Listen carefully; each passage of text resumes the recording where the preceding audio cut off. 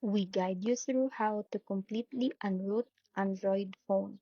So the first thing you need to do is to open your device settings and scroll down to About Phone, then tap Software Information to check if your device is rooted.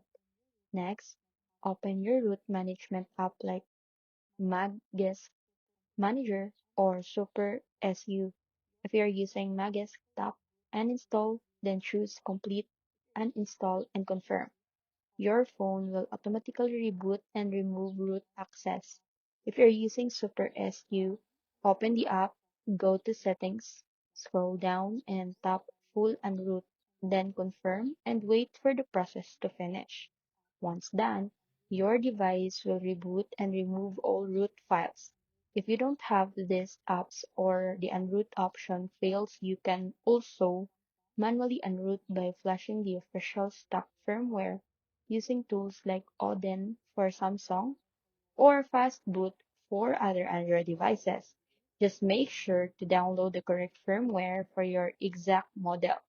Connect your phone to your computer, follow the flashing instructions, and install the stock ROM to fully remove root and restore system files.